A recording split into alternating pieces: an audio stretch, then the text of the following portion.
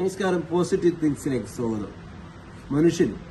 മനുഷ്യൻ എപ്പോഴും സ്വപ്നങ്ങൾ കാണുകയാണ്.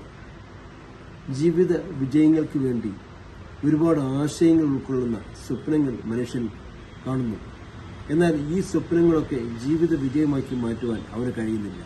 അവ യാഥാർത്ഥ്യമാക്കി മാറ്റുവാൻ ദൃഢമായ നിശ്ചയമാണ് നമുക്ക് വേണ്ടത്. ഒരുപാട് ആശയങ്ങൾ നമ്മുടെ മനസ്സിലുണ്ട്.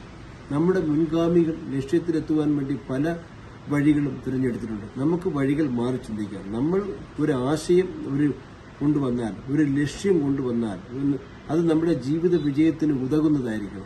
ആ ലക്ഷ്യത്തിലെത്തുവാൻ നമ്മൾ വളരെയധികം പ്രയത്നിക്കേണ്ടിയിരിക്കുന്നു. ജീവിത